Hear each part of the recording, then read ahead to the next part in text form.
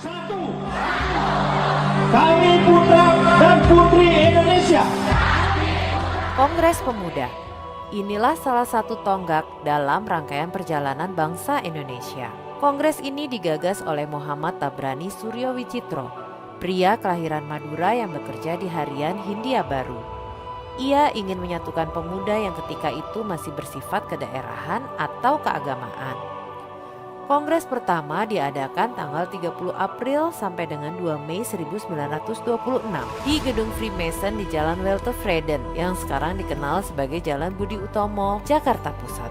Kongres pertama menghasilkan kesepakatan tentang kegiatan pemuda di bidang sosial, ekonomi, dan budaya. Di kongres pertama, ikrar persatuan belum dapat terwujud karena perbedaan antara Muhammad Yamin yang menyebut bahasa Melayu sebagai bahasa persatuan, sedangkan Tabrani ingin mencantumkan bahasa Indonesia sebagai bahasa persatuan. Perbedaan itu akhirnya dapat disepakati pada Kongres Pemuda kedua yang ternyata diadakan di 3 tempat berbeda. Tahukah Anda di mana saja kongres itu diadakan?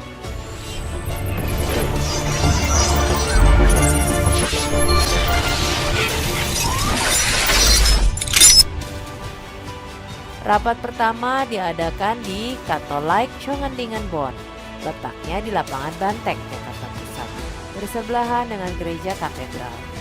Saat ini gedung itu digunakan oleh Yayasan Pendidikan yang mengelola Sekolah Santa Ursula.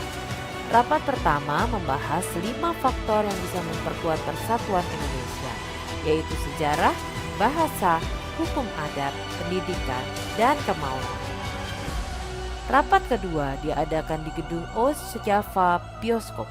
Dulu gedung ini ada di Jalan Merdeka Utara.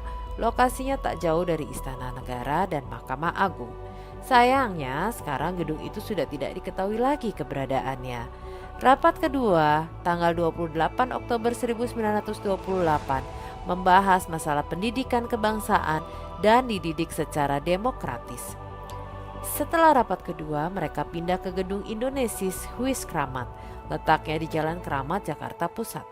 Disinilah tempat diucapkannya ikrar sebagai resolusi dari Kongres Pemuda kedua yang kita kenal sebagai Sumpah Pemuda.